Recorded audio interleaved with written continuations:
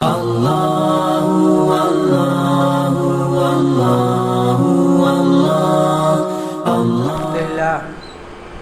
لله نحمده ونستعينه ونستغفره ونؤمن به ونتوكل عليه ونعوذ بالله من شرور أنفسنا ومن سيئات أعمالنا من يهده الله فلا مضل له ومن يضلله فلا هادي له ونشهد أن لا إله إلا الله وأشهد أن محمدا عبده ورسوله أما بعد فإن خير الحديث كتاب الله وإن خير الهدي هدي محمد صلى الله عليه وسلم وشر الأمور محدثاتها وكل محدثة بدعة وكل بدعة ضلالة وكل ضلالة في النار. أعوذ بالله من الشيطان الرجيم. بسم الله الرحمن الرحيم. يا أيها الناس اتقوا ربكم الذي خلقكم من نفس واحدة وخلق منها زوجها وبث منهما رجالا كثيرا ونساء واتقوا الله الذي تساءلون به والأرحام إن الله كان عليكم رقيبا. يا أيها الذين آمنوا اتقوا الله حق تقاته ولا تموتن إلا وأنتم مسلمون. يا أيها الذين آمنوا اتقوا الله وقولوا قولا سديدا يصلح لكم أعمالكم ويغفر لكم ذنوبكم ومن يطع الله ورسوله فقد فاز فوزا عظيما. وقال أعوذ بالله من الشيطان الرجيم. بسم الله الرحمن الرحيم. إذا جاء نصر الله والفتح ورأيت الناس يدخلون في دين الله أفواجا فسبح بحمد ربك واستغفره إنه كان توابا. رب اشرح لي صدري ويسر لي أمري واحلل عقدة من لساني يفقهوا قولي رب زدني علما رب زدني علما. محترم حاضرین جمعہ، دینی ملی بھائیوں، ماں اور بہنوں، تمام قسم کی تعریف اور توصیف، کبریائی، بڑائی، بزرگی، عظمت، حمد و ثنا، تحمید، تعلیل، سب کچھ اللہ رب العالمین کے لائق ہے، جس نے اس دنیا فانی کے اندر ہمیں پیدا کیا، ہماری ضروریات کی چیزیں مہیا کی. بعد وہ بے شمار درود و سلام نازل ہوں انبیاء کرام کے سلسلے، بالخصوص نبی آخر الزمان محمد بن عبداللہ خاتم النبیین والمرسلین شافع المذنبین محمد بن عبداللہ صلی اللہ علیہ وسلم پر. قیامت کے دن پروردگار ہمیں آپ کے جھنڈے کے نیچے جمع ہونا نصیب فرما اور ہمیں آپ صلی اللہ علیہ وسلم کی شفاعت بھی نصیب فرما. آمین. حضرات، میں نے خطبہ جمعہ کے بعد قرآن کریم کی ایک چھوٹی سی صورت آپ کے سامنے پیش کی ہے. آج کے خطبہ جمعہ کا جو منتخب کردہ موضوع ہے وہ اسی صورت کے تفسیر اور معاملات کو لے کر کے ہے. حضرات، یہ صورت فتح مکہ کے بعد نازل ہوئی. جب اللہ کے رسول صلی اللہ علیہ وسلم مکہ فتح کر لیے اور مکہ فتح کرنے کے بعد جب آپ فارغ ہوئے، اس کے بعد اس صورت کا نزول ہوا. نبی کریم صلی اللہ علیہ وسلم کی جد و جہد کی زندگی کو، آپ کی محنتوں بھری زندگی کو، دعوت و تبلیغ کے مختلف کاموں کی تکمیل کا مرحلہ آ کر کے پیش ہوا. تب اللہ رب العالمین نے اللہ کے رسول صلی اللہ علیہ وسلم کو ایک پیغام دیا. مخاطب اللہ رب العالمین نبی کریم صلی اللہ علیہ وسلم سے ہی ہے. آپ صلی اللہ علیہ وسلم سے تخاطب کر کے اللہ رب العالمین نے فرمایا، اذا جاء نصر اللہ والفتح، اے نبی صلی اللہ علیہ وسلم، جب آپ کے پاس فتح اور نصر، مدد اور کامیابی آ جائے، اذا جاء نصر اللہ والفتح ورأیت الناس يدخلون فی دین اللہ افواجا، اور آپ لوگوں کو دیکھیں گے فوج در فوج دین میں داخل ہو رہے ہیں، فسبح بحمد ربک واستغفرہ انہ کان توابا، تو آپ اللہ رب العالمین کی حمد و ثنا بیان کریں اور اس سے استغفار طلب کریں، وہ بہت معاف کرنے والا اور بخشنے والا ہے.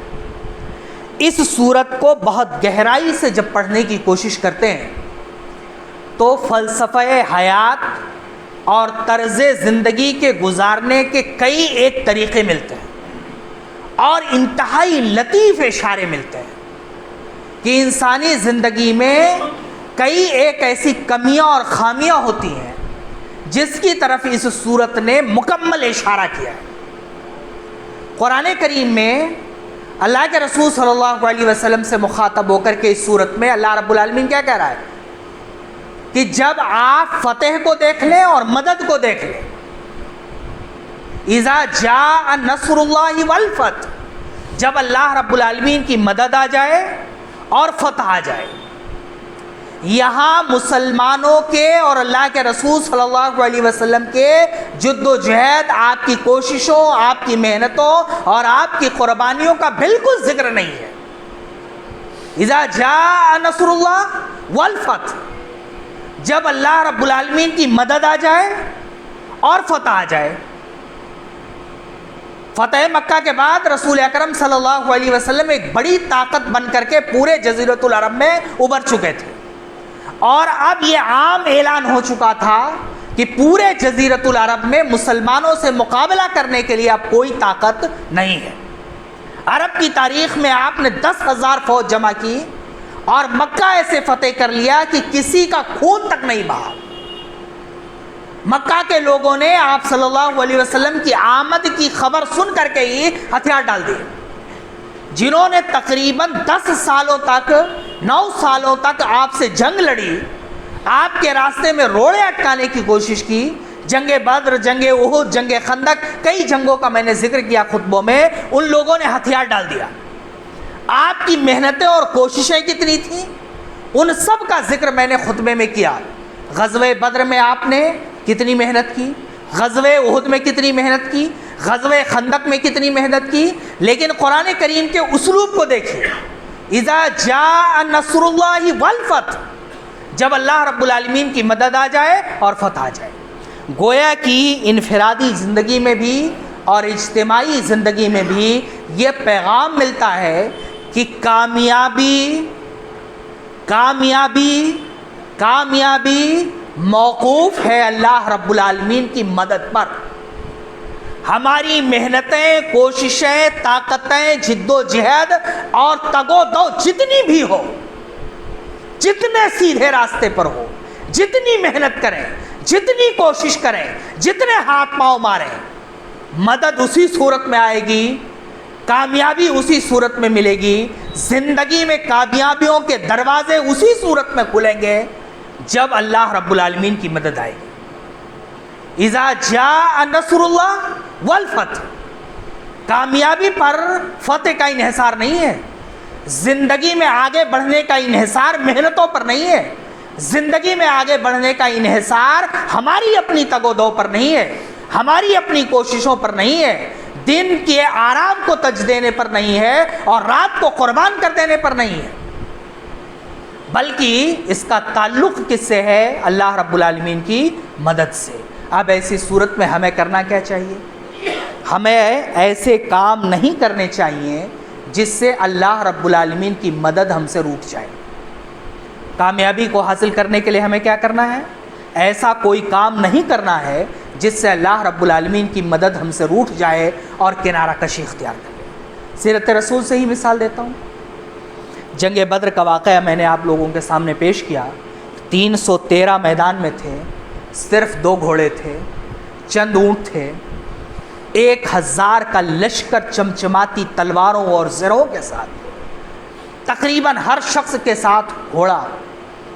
میدان جنگ میں مسلمانوں نے ایسی دھول چٹائی کہ صرف اپنی 14 جانیں قربان کر کے 70 لوگوں کو ڈھیر کر دیا اور 70 لوگوں کو قید کر کے مدینہ کے بازاروں میں لا کر کے کھڑا کر دیا۔ اللہ رب العالمین کی مدد تھی، اللہ رب العالمین کا ساتھ تھا، لیکن یہی مسلمان جب میدان احد میں گئے اور اللہ رب العالمین کی ایک نافرمانی کی، ایک چوک کی، پیغمبر کی ایک بات کو ٹھکرا دیا۔ جنگ بدر سے تعداد بھی زیادہ تھی، تقریباً 700 لوگ تھے جنگ احد میں، 313 سے بڑھ کر کے تعداد 700 ہو گئی۔ ہتھیار بھی بہت زیادہ تھے، قوت بھی بہت زیادہ تھی، گھوڑے بھی بہت زیادہ تھے، تعداد بھی بہت زیادہ تھی، 1 سال تیاری کرنے کا موقع بھی مل گیا تھا، ہمتیں بھی جوان تھیں، کیونکہ اس سے پہلے وہ لوگ بدر کے میدان میں کفار کو ہرا چکے تھے، پست بھی نہیں تھے، طاقتور تھے، اندر جوش اور جذبہ بھی تھا، اندر یہ ابال بھی مار رہا تھا کہ جب 313 تھے تو کوئی ہمارا کچھ نہیں بگاڑ سکا، آج 700 کی تعداد میں ہمارا کیا کوئی بگاڑ سکتا ہے۔ لیکن ایک معمولی غلطی کی، رسول اکرم صلی اللہ علیہ وسلم کا فرمان کہ ہماری ہار ہو یا جیت ہو، ہمیں پرندے نوچ کھائیں، درے کا یا اس پہاڑی راستے کا سرا نہیں چھوڑنا ہے، ہر صورت ہر حالت میں یہاں کھڑے رہنا ہے۔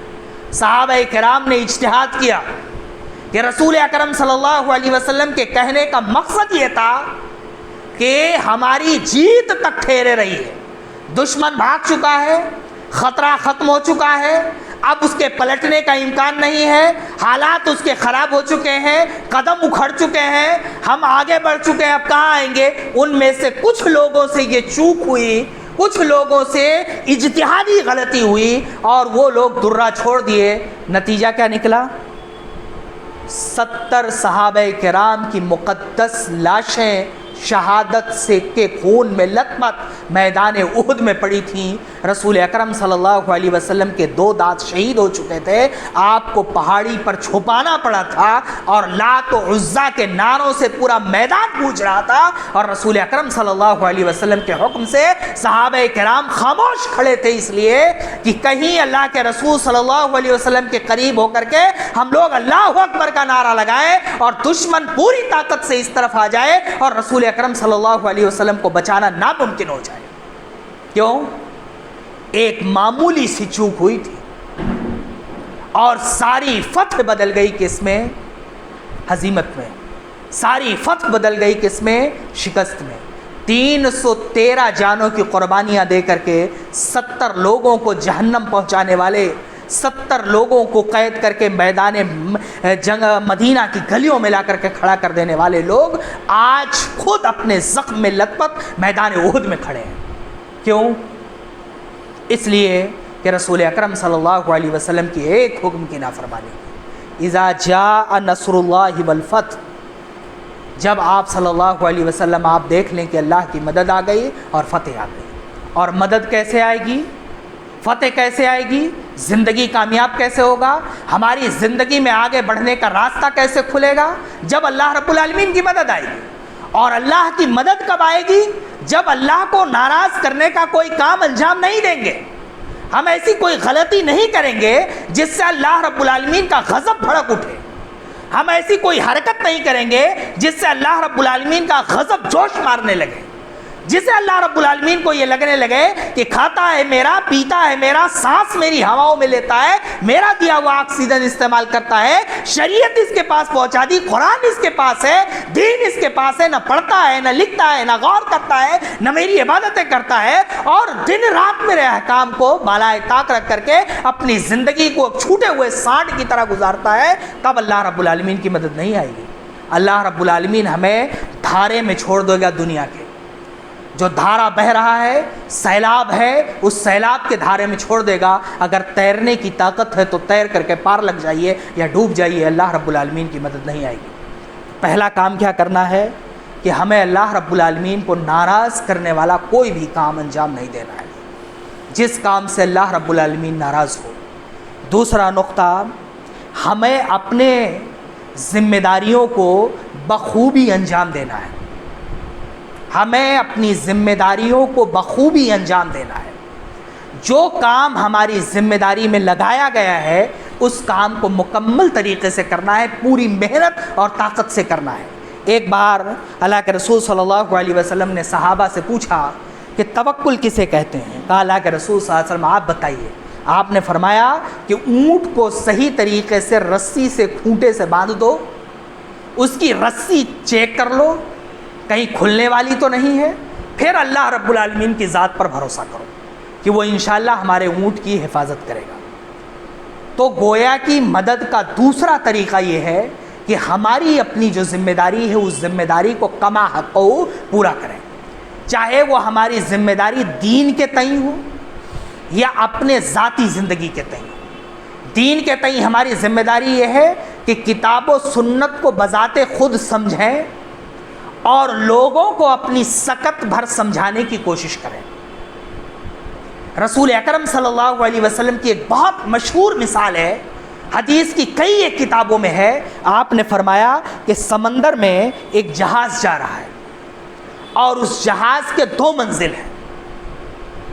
نیچے اوپر والی منزل میں پانی کا انتظام ہے، صحیح ترین روایت ہے یہ، اوپر والی منزل میں پانی کا انتظام ہے۔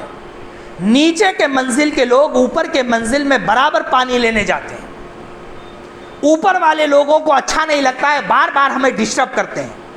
رسول اکرم صلی اللہ علیہ وسلم نے فرمایا کہ اوپر والی منزل والوں کے غصے کو برداشت کر کے نیچے کے منزل والے لوگوں نے یہ سوچا کہ سمندر میں ہماری کشتی چل رہی ہے، پانی کے قریب تو ہم ہیں، ان کا احسان کیوں اٹھائیں، ان کی تیوریاں کیوں برداشت کریں؟ ایسا کرتے ہیں تخت میں تھوڑا سا سوراخ کر دیتے ہیں اور یہیں سے پانی لے لیتے ہیں۔ آپ صلی اللہ علیہ وسلم نے فرمایا کہ اگر تخت میں سوراخ کرتے وقت اوپر کے منزل والوں نے نیچے والے منزل والوں کو روکا نہیں، ان کا ہاتھ نہیں پکڑا، ان کی مدد نہیں کی، انہیں یقین نہیں دلایا کہ تمہارا پانی ضائع نہیں ہوگا، ہم دیں گے، اور انہیں سوراخ کرنے دیا، تو کشتی میں پانی گھسے گا اور نہ نیچے کے منزل کے لوگ ڈوبے بچیں گے اور نہ اوپر کے منزل کے لوگ بچیں گے، دونوں ڈوب جائیں گے۔ لہٰذا اللہ رب العالمین کی مدد کے لیے، دین کو قائم کرنے کے لیے ہمیں اپنی ذمہ داری نبھانی ہے، اور اپنی ذمہ داری ایسے نبھانی ہے کہ اپنی ذمہ داری میں 2 حصے کرنے ہیں، ایک اپنی ذات کی ذمہ داری ہے اور ایک دین کی ذمہ داری ہے۔ بلغوا عنی ولو آیا، اگر تمہارے پاس میری ایک بھی آیت پہنچ جائے تو اس کے پہنچانے کی ذمہ داری تمہاری ہے، اور اگر ہم نے اپنی ذمہ داری کو نہیں نبھایا اور ایسی صورت میں اللہ کا عذاب آیا تو اللہ کے عذاب سے تہجد گزار بھی نہیں بچے گا اور فاسق و فاجر نہیں بچے گا اور کافر بھی نہیں بچے گا۔ جب اللہ رب العالمین کا غضب نازل ہوتا ہے تو اللہ رب العالمین اس پوری قوم کو تباہی اور بربادی کے دہانے میں ڈھکیل دیتا ہے، جیسے کہ رسول اکرم صلی اللہ علیہ وسلم نے اس صحیح ترین روایت میں ذکر کیا، پانی کے تختے میں سوراخ کرنے والے بھی ڈوب گئے اور وہ لوگ جو سوراخ کرنے سے روکنے والے تھے وہ ڈوب گئے۔ شرک و کفر کا طوفان بڑھے گا، اللہ کی نافرمانیاں بڑھیں گی، اللہ رب العالمین کے غضب کو دعوت دینے والے کام بڑھیں گے اور ہم اپنی ذمہ داریاں نہیں نبھائیں گے، تو پھر ایسی صورت میں جب عذاب آئے گا تو اس عذاب سے، اس تنگی معیشت سے، اس کساد بازاری سے، اس بیماری سے، اس اور بھی مصیبتوں اور تکلیفوں سے، سیلاب سے، پانی کی قلت سے، یا دنیا میں جتنے عذاب آتے ہیں سارے عذاب سے نہ تہجد گزار بچے گا اور نہ ہی فاسق و فاجر شخص بچے گا۔ لہٰذا اللہ رب العالمین کو راضی کرنے کے لیے ہمیں یہ ذمہ داری بھی نبھانی چاہیے، اور دوسری ذمہ داری ہماری اپنی ہے، اپنے بال بچوں کی ذمہ داری ہے، ان کے کھانے پینے کی ذمہ داری ہے، ان کی حفاظت کی ذمہ داری ہے، جو ہمارے کام ہے اس کی ذمہ داری ہے۔ اور اس سلسلے میں تیسرا بڑا اور اہم کام جو ہمیں کرنا ہے، ایک اللہ کو راضی نہ کرنے کا کام، ناراض نہ کرنے کا کام، دوسرا اپنی ذمہ داریوں کو اچھی طریقے سے نبھانے کا کام، اور تیسرا اور مضبوط کام ہے اللہ کی مدد کو دعوت دینے کا، کہ اللہ رب العالمین سے ہمارا رابطہ برقرار رہے، اپنی ذمہ داریاں ادا کر کے غرور اور فخر میں مبتلا نہ ہو۔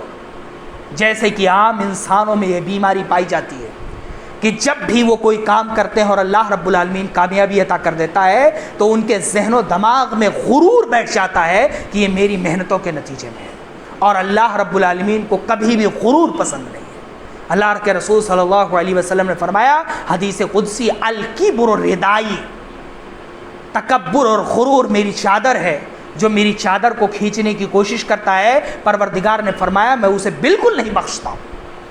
تو انسانوں کو اللہ رب العالمین کی مدد جس پر موقوف ہے کامیابی اور فتح، اس کے لیے ضروری ہے کہ وہ بندہ کیا کرے، اپنے تمام کاموں کو کرنے کے بعد اللہ رب العالمین کی مدد کو ضرور پکارے، اور جب کامیابی مل جائے تو اسے اپنی ذات سے منسوب نہ کرے بلکہ اسے اللہ رب العالمین کی مدد تصور کرے۔ جنگ بدر میں نے ذکر کیا، رسول اکرم صلی اللہ علیہ وسلم نے اپنی پوری طاقت اور قوت لگانے کے بعد میدان بدر میں کھڑے ہو کر کے اللہ رب العالمین سے دعا کی تھی اور مانگا تھا، اپنی ذمہ داریاں پوری کی، اس کے بعد اللہ رب العالمین کو پکارا۔ اور اگر اللہ رب العالمین کی مدد کو نہیں پکارا گیا، اپنی ذات پر غرور پیدا ہو گیا، پھر انجام کیا ہوگا؟ رسول اکرم صلی اللہ علیہ وسلم کی سیرت سے ہی ایک مثال دیتا ہوں، جنگ حنین۔ اپنی پوری زندگی میں رسول اکرم صلی اللہ علیہ وسلم جو سب سے بڑی لشکر لے کر کے گئے ہیں وہ 12,000 کی ہے، اور حنین کے میدان میں 10,000 وہی لوگ تھے جنہوں نے مکہ فتح کیا، اور 2,000 جدید مسلمان تھے جو فتح مکہ کے ساتھ ہو گئے۔ جب اللہ کے رسول صلی اللہ علیہ وسلم حنین کے میدان میں پہنچے، قرآن کریم نے اس کا نقشہ خود کھینچا ہے سورہ توبہ میں، اعجبکم کثرتکم، تمہاری کثرت تعداد نے تمہیں غرور میں مبتلا کر دیا۔ صحابہ کرام کی 12,000 کی تعداد تھی، اور 12,000 کی تعداد ہونے کی وجہ سے کچھ لوگوں کے دل میں یہ بات آئی کہ جب ہم 313 تھے، 700 تھے، 800 تھے، 1,000 تھے، تب تو کوئی ہمیں ہرا نہیں سکا، آج اتنی بڑی طاقت لے کر کے ہم آئے ہیں، ہمیں آج کون ہرا سکتا ہے؟ نتیجہ کیا نکلا؟ رسول اکرم صلی اللہ علیہ وسلم میدان میں ہیں۔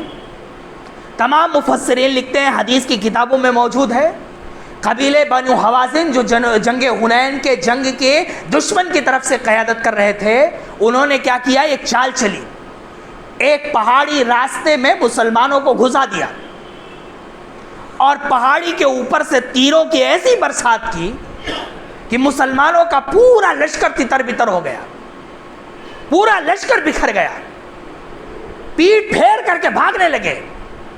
کچھ لوگ، 8 لوگ، 10 لوگ، 12 لوگ، 14 لوگ صحابہ کرام رسول اکرم صلی اللہ علیہ وسلم کے ساتھ بچے، بقیہ بڑے بڑے صحابہ کرام پیٹ پھیر کر کے بھاگ پڑے، پورا لشکر تتر بتر ہو گیا۔ قرآن کریم نے اس کی وجہ بیان کی کہ تمہاری کثرت تعداد نے تمہیں غرور میں مبتلا کر دیا، اور اس غرور کا نتیجہ یہ نکلا کہ تمہارے لیے زمین کشادہ ہونے کے باوجود تنگ ہو گئی، تم مصیبت میں مبتلا ہو گئے، تمہاری صفیں بکھر گئیں، اور تم پریشان حال ہو گئے۔ ایسی پریشان حالی ہوئی کہ رسول اکرم صلی اللہ علیہ وسلم نے اعلیٰ قیادت کا نمونہ پیش کیا۔ حافظ ابن کثیر نے لکھا ہے کہ دنیا میں ایسی بہادری کسی کمانڈر نے کسی جنگ میں نہیں دکھائی۔ جب پورا لشکر بھاگ رہا تھا تو رسول اکرم صلی اللہ علیہ وسلم ایک خچر پر، جو دوڑنے کے لیے تیز نہیں ہے، حملہ کرنے کے لیے تیز نہیں ہے، چلنے کے لیے تیز نہیں ہے، اس کی ننگی پیٹھ پر بیٹھ گئے، اور آپ کے چچا زاد بھائی حارث اس کا لگام پکڑ کر کے دشمنوں کی طرف گھسیٹنے لگے، اور اللہ کے رسول صلی اللہ علیہ وسلم نے اعلان کرنا شروع کیا، انا محمد ابن عبد المطلب، میں محمد ہوں، عبد المطلب کا بیٹا ہوں، میں میدان میں کھڑا ہوا ہوں، کون جنگ کرنے والا ہے؟ پھر اپنے چچا کو حکم دیا، انہوں نے آواز لگائی، صحابہ کرام پھر پلٹے۔ لہٰذا مسلمانوں کو اللہ رب العالمین کی مدد کو بلانے کے لیے، اللہ رب العالمین کی مدد کو دعوت دینے کے لیے ایک تیسرا نقطہ اپنے ذہن میں رکھنا ہے، اور وہ تیسرا نقطہ یہ ہے کہ ہمیشہ تمام محنتیں اور کوششیں کرنے کے بعد ہمیشہ اپنے ذہن میں یہ بات رکھنی چاہیے کہ محنتیں اور کوششیں اصل نہیں ہے جب تک اللہ رب العالمین کی مدد نہ آئے، اور مدد آئے گی اللہ رب العالمین کی جب اللہ کو ناراض کرنے کا کام نہیں کیا جائے گا، اپنی ذمہ داریوں کو کما حقہ ادا کیا جائے گا، اور اس کے ساتھ ساتھ اللہ رب العالمین کی ذات پر بھروسہ رکھا جائے گا، اس سے دعائیں کی جائیں گی، اس سے التجائیں کی جائیں گی، اس سے گزارشیں کی جائیں گی، اس کے دربار میں گڑ گڑایا جائے گا، اس سے کامیابی اور کامرانی مانگی جائے گی۔ اور اسی وقت ایک تیسرا نقطہ میں آپ کے ذہن میں ڈال دینا چاہتا ہوں، وہ یہ کہ یہ آیت مسلمانوں کو زندگی جینے کا ایک اور طریقہ بتلاتی ہے۔ آیت کا یہ حصہ کہ تقدیر پر مکمل بھروسہ رکھیے، ناکامی سے کبھی مت گھبرائیے۔ زندگی میں کامیابی اور فتح نہیں مل رہی ہے تو کام مت چھوڑیے۔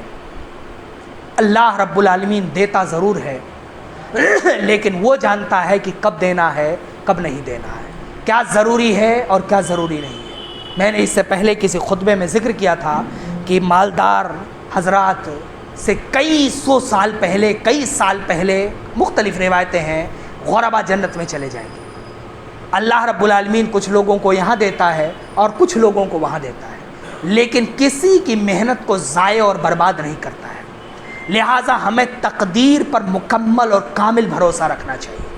ہوگا وہی جو پروردگار کی مرضی ہوگی، ہوگا وہی جو پروردگار چاہے گا، لہٰذا ہمیں اپنے کاموں سے مایوس بھی نہیں ہونا ہے، اللہ کی ذات سے بدگمان بھی نہیں ہونا ہے، محنت بھی نہیں چھوڑنی ہے، اور ناکامی کو بہانہ بنا کر کے کوئی غلط قدم بھی نہیں اٹھانا ہے۔ یہ مسلمانوں کی بہت بڑی طاقت ہے، بہت بڑی قوت ہے، تقدیر پر بھروسہ۔ اللہ رب العالمین ہمیں کہنے سننے سے زیادہ عمل کرنے کی توفیق دے۔ وآخر دعوانا الحمدللہ رب العالمین۔ الحمدللہ نحمده ونستعینه ونستغفره ونؤمن به ونتوکل علیہ ونعوذ باللہ من شرور انفسنا ومن سیئات اعمالنا من يهده الله فلا مضل له ومن يضلل فلا هادي له ونشهد ان لا اله الا الله واشهد ان محمدا عبده ورسوله اما بعد۔ ہمیں اللہ رب العالمین کی مدد کو بلاتے رہنا چاہیے، اس کے لیے محنت اور کوشش کرتی رہنا چاہیے۔ اس کے کئی طریقے ہو سکتے ہیں، اسے راضی کر کے، اس کے ناراضگی اور منع کیے ہوئے کاموں کو انجام نہ دے کر کے، اپنی ذمہ داریوں کو پوری کر کے، اور اللہ رب العالمین سے مدد مانگتے رہنا چاہیے۔ اذا جاء نصر اللہ والفتح ورأیت الناس يدخلون فی دین اللہ افواجا، جب کامیابی آ جائے گی اللہ کے رسول صلی اللہ علیہ وسلم، تو آپ دیکھیں گے کہ لوگ دین میں کثرت کے ساتھ داخل ہو رہے ہیں،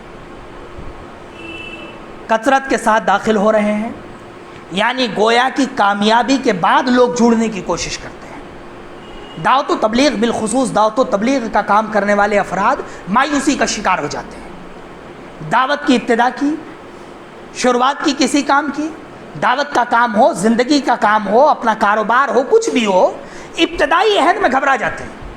کام شروع کیا، 2 مہینہ، 4 مہینہ، 5 مہینہ، 6 مہینہ، 10 مہینہ ہوا، کامیابی نہیں ملی، گھبرا کر کے کنارے ہو گئے۔ یہ کام فائدہ مند نہیں ہے۔ قرآن کریم میں اللہ رب العالمین کیا کہہ رہا ہے؟ اذا جاء نصر اللہ والفتح ورأیت الناس يدخلون فی دین اللہ افواجا، جب آپ کو مدد مل جائے گی اللہ کی، اللہ کا دست شفقت آپ کے ہاتھ پر آ جائے گا، اور اس کے نتیجے میں آپ کامیاب شخص بن کر کے ابھریں گے، تب لوگ آپ کے ساتھ جڑیں گے۔ آپ نے کام کی ابتدا کی اور نتیجہ پہلے دیکھنے لگے، یہ انسانی زندگی میں ممکن نہیں ہے۔ اللہ کی مدد کو تلاش کیجئے اور اسے اپنا ساتھی بنائیے، اس مدد کے نتیجے میں کامیابی ملے گی، اور جب کامیابی ملے گی تب لوگ آپ کے ساتھ شامل ہوں گے۔ اور جب کامیابی مل جائے اور لوگ آپ کے ساتھ شامل ہو جائیں تو ایک کام اپنے دھیان میں ضرور رکھیے کہ ایسے تمام افراد جو شامل ہوتے ہیں یہ سب مخلص نہیں ہوتے ہیں، اس میں ہر طرح کے، ہر قسم کے، ہر طرح کے افراد ہوتے ہیں۔ رسول اکرم صلی اللہ علیہ وسلم کی زندگی میں بھی ایسے ہزاروں مثالیں پیش ہوئی۔ جنگ حنین کے بعد ہی آپ کا لشکر بالکل پھیل گیا، اسی کی طرف اشارہ کرتے ہوئے یہ آیت نازل ہوئی ہے سورت۔ آپ کا لشکر پوری طرح سے پھیل گیا، لوگ ذوق در ذوق اسلام میں داخل ہونے لگے۔ حنین کے میدان میں آپ کو انتہائی مال غنیمت ملا۔ آپ نے کیا کام کیا کہ جو جدید مسلمان ہوئے تھے، نئے مسلمان ہوئے تھے، ان کے دل کو خوش کرنے کے لیے مال غنیمت کا وہ سارا حصہ ان مسلمانوں میں تقسیم کر دیا۔ ایک شخص مسلمانوں کی صفوں میں سے کھڑا ہوا، جب آپ کی کامیابی اور کامرانی آپ کے قدم چومنے لگے گی تو سیرت رسول کا یہ باب قدم قدم پر ہمیں متوجہ کرے گا۔ ایک شخص کھڑا ہوا اور پورے انصاریوں کو بھڑکا دیا۔ اللہ کے رسول صلی اللہ علیہ وسلم کے پاس حضرت سعد آئے اور کہا اللہ کے رسول، انصاری آپ کے بارے میں کچھ کہہ رہے ہیں۔ اور کیا کہہ رہے ہیں؟ کہا وہ لوگ کہہ رہے ہیں کہ جب تلوار چلانے کی ضرورت تھی تب ہم تھے، مدد کرنے کی ضرورت تھی تب ہم تھے، پناہ دینے کی ضرورت تھی تب ہم تھے، بے یار و مددگار تھے تب ہم تھے، اور جب مال غنیمت آیا تو اللہ کے رسول اپنے قوم کے ساتھ مل گئے۔ مال غنیمت میں ہمیں حصہ نہیں دیا، اپنی قوم کو دے دیا۔ اللہ کے رسول صلی اللہ علیہ وسلم نے حضرت سعد سے پوچھا، انتہائی جلیل القدر صحابی تھے، جنہوں نے ایک مرتبہ کہا تھا آپ ہمیں پہاڑ پہ لے جائیں گے اور کہیں گے یہاں سے چھلانگ لگا دیجئے تو ہم آپ سے پوچھیں گے بھی نہیں۔ اللہ کے رسول صلی اللہ علیہ وسلم آپ کیوں کہہ رہے ہیں کود جائیں گے؟ افواہیں کتنی تیزی سے گردش کرتی ہیں، بدگمانیاں کتنی تیزی سے پھیلتی ہیں۔ ہماری زندگی کی ایک غلطی ہے کہ ہم مسائل اور حقائق کی تحقیق نہیں کرتے۔ کسی نے کچھ کان میں پھونک دیا، اس کے پیچھے دوڑ پڑتے ہیں۔ یہ اسلامی زندگی اور شریعت کے اصول کے بالکل خلاف ہے۔ رسول اکرم صلی اللہ علیہ وسلم نے اس صحابی سے پلٹ کر کے پوچھا آپ کیا کہتے ہیں؟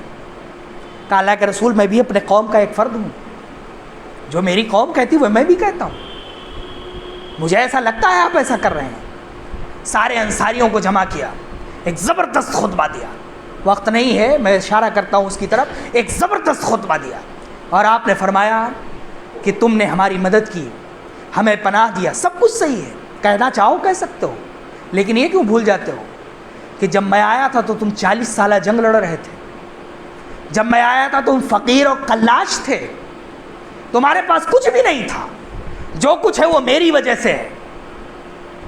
یہ سب کچھ سنانے کے بعد ایک زبردست جملہ آپ نے استعمال کیا، عظیم قائد کی نشانی، آپ نے کہا انصاریوں کیا تم خوش نہیں ہو کہ پورے عرب کے قبائل اونٹ بھیڑ بکری سونا اور چاندی لے کر کے جائیں اور تم محمد صلی اللہ علیہ وسلم کو لے کر کے اپنے گھروں کی طرف لوٹو؟ یہ میری تقسیم ہے، یہ اللہ کا تقسیم ہے۔ صحابہ کرام کی آنکھوں میں آنسو آ گئے، پھوٹ پھوٹ کر کے رونے لگے۔ کہا اللہ کے رسول ہم آپ کی اور اللہ کی رضا پر اور تقسیم پر راضی ہیں، اس سے بڑی دولت کیا مل سکتی ہے؟ تو جب لوگ فوج در فوج آپ کی کامیابی کے ساتھ جڑنے لگے تو قدم قدم پر یہ نظر رکھیے کہ اس میں بہت سارے ایسے افراد جڑ جائیں گے جن کا مقصد آپ کی دعوت کو سبوتاژ کرنا، آپ کی محنتوں کو برباد کرنا، آپ کی محنتوں کو انتہائی رذالت اور ناکامی کے درجے پر لے جا کر کے کھڑا کر دینا ہے، چاہے وہ آپ کا اپنا ذاتی کاروبار ہو یا دین کا کام ہو یا تنظیم ہو یا نظام ہو یا قاعدہ ہو اور یا قانون ہو۔ اور سب سے آخر میں جب کامیابی مل جائے، زندگی کی سکون کی ہو جائے، آپ کی زندگی میں بہت ساری چیزیں کھڑی ہو جائیں، تو ایک کام کرنا نہ بھولیے، وہ ہے اللہ رب العالمین سے استغفار طلب کیجئے کثرت کے ساتھ اور اس سے توبہ کیجئے، وہ توبہ کرنے والا اور معاف کرنے والا ہے۔ کیونکہ انسان جب کامیابی کے درجے پر کھڑا ہو جاتا ہے تو بہت ساری غلطیاں انسانی فطرت کے ناطے وہ ضرور کرتا ہے، اس وقت اللہ رب العالمین سے استغفار کرنے اور مدد کرنے کی بہت ضرورت ہے۔ اس سلسلے میں بھی کچھ مثالیں میں انشاءاللہ دوں گا اگلے خطبے میں، آج یہیں تک بات سمیٹتا ہوں، وقت زیادہ ہو رہا ہے۔ اللہ رب العالمین ہمیں کہنے سننے سے زیادہ عمل کرنے کی توفیق دے۔ پروردگار ہمیں کتاب و سنت کو کما حقہ پڑھنے اور اسے اپنی عملی زندگی میں نافذ کرنے کی توفیق دے۔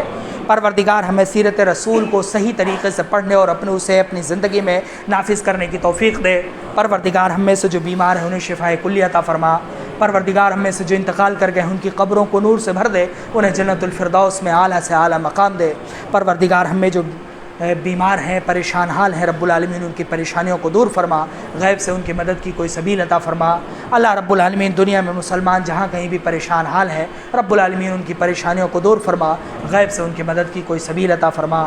وآخر دعوانا الحمدللہ رب العالمین۔ اللہم صلی علی محمد وعلی آل محمد کما صلیت علی ابراہیم وعلی آل ابراہیم انک حمید مجید۔ اللہم بارک علی محمد وعلی آل محمد کما بارکت علی ابراہیم وعلی آل ابراہیم انک حمید مجید۔ ان اللہ یامرکم بالعدل والاحسان وایتاء ذی القربى وینہی عن الفحشاء والمنکر والبغی یعظکم لعلکم تذکرون۔ اذکروا اللہ یذکرکم واستجب لکم ولذکر اللہ تعالی واولی واجل واتم واکبر۔